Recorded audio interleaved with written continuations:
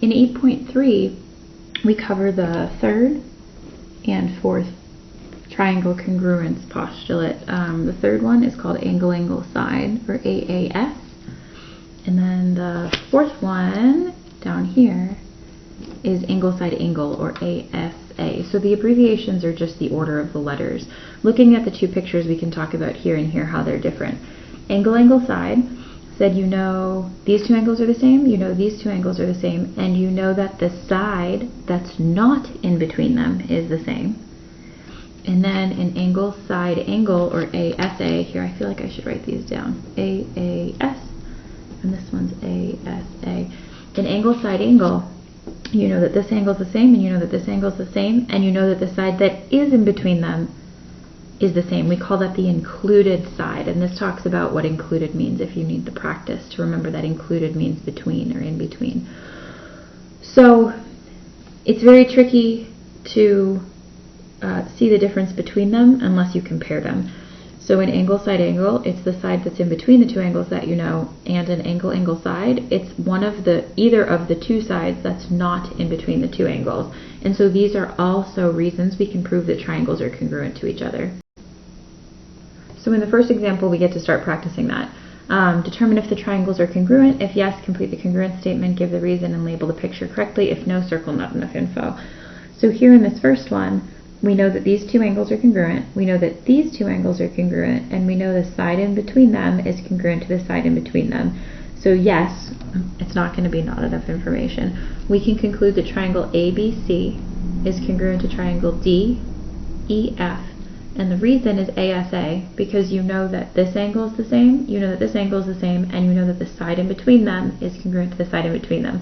So that's why the S goes in between the two A's. Let's see on this one.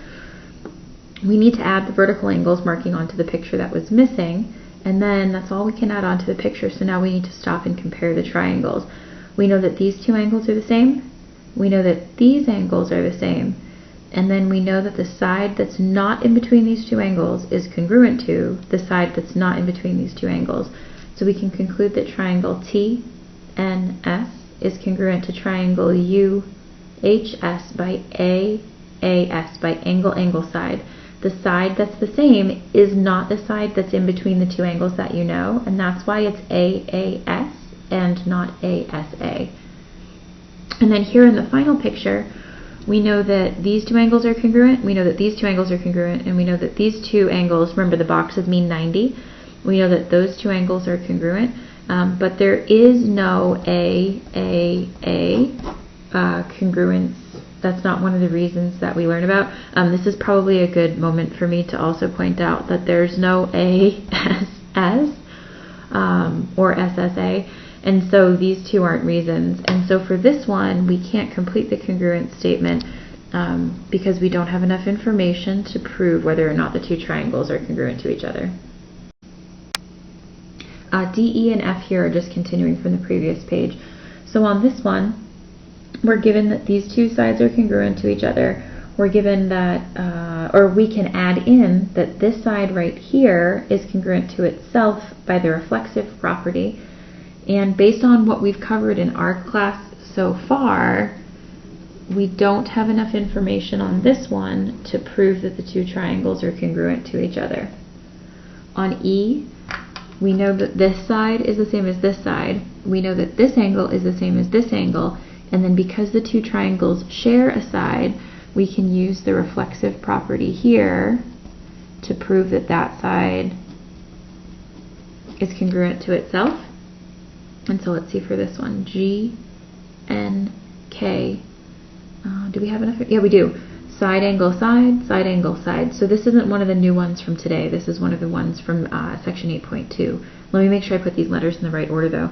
G, N, K. Okay, so this one's going to be KHG, and the reason for this one is side angle side. And let's see, on this last one, you know that these two angles are the same, you know that these two sides are the same, you know these two sides are the same, but you have to be careful. It's not side angle side, because the angle that you know that's congruent is not the angle that's in between the two sides that you know is congruent to each other. And remember, we wrote down on the other side that this is not one of the reasons, not just because it's a bad word, because it's just not one of the reasons.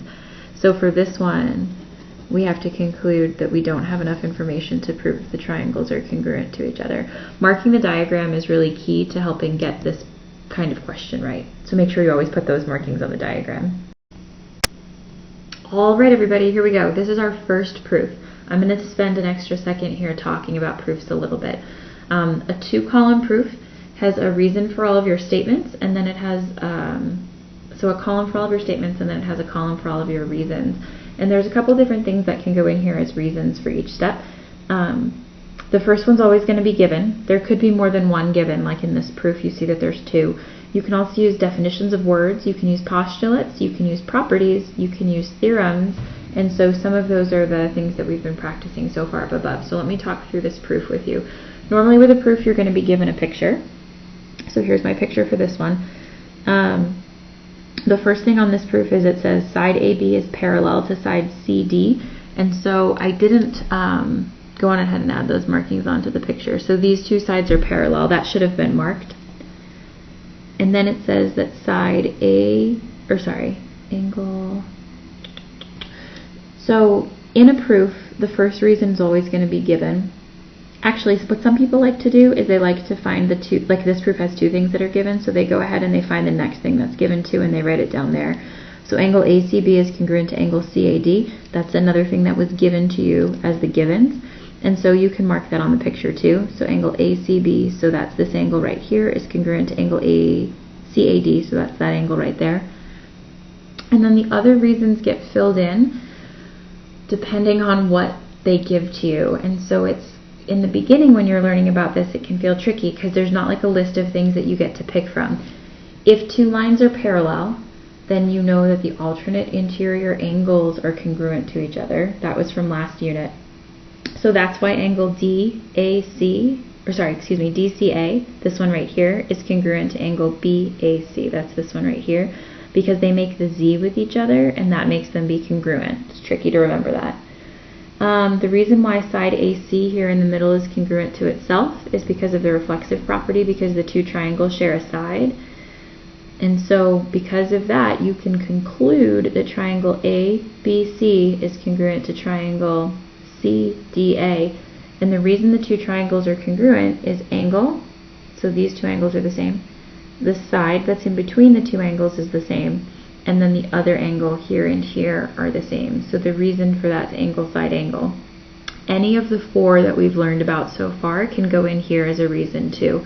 Something I want you to write down on your papers is that when you're listing off the reasons, the word prove never goes in as a reason. So you're not going to write that in as the last reason. I get that it's the thing you're trying to prove, and you do write the word given in as reasons, but you never write the word prove down as a reason. Each of the reasons just follows from the step above it. And so we'll get to practice that in this last example down here in number 3. Alright, so here we go, our first proof. I like to find the givens first. So angle A is congruent to angle E. That's given. And then I like to come over here and I like to mark it on the picture. And then I skip this part. No, I don't. Just kidding, because that's the second thing. So this one is also given. C is the midpoint of AE. If C is the midpoint of AE, that means that from A to C, this piece right here, is congruent to from C to E. That's that piece right there. The reason that this is true is because that's what midpoint means. So for number 3 right here, I write down definition of midpoint. They told me that C was the midpoint, and because I know what the word midpoint means, I know that means that this piece is the same as this piece. So this is the reason that gets you from 2 to 3. The reason why angle ACB here is congruent to angle ECD here has nothing to do with midpoint. So it's jumping now to a new reason. The reason why 2 angles that are across from each other when the 2 triangles make an X, the reason why they're congruent to each other is because they are vertical angles, and the vertical angles are always going to be congruent to each other. And so when you get to the proof, like in this proof, it happened to take 5 steps, it means that you're done. The reason why these two triangles are congruent is because you know this angle is the same as this angle, you know this angle is the same as this angle, and you know the side in between these two angles is congruent to the side that's in between these two angles over here. And so this one is also going to have a SA as its final reason. Generally speaking, when you're proving that two triangles are congruent to each other, your reason for the last step over here is going to be one of the reasons that we've learned about so far. So either SSS, SAS, ASA, or AAS.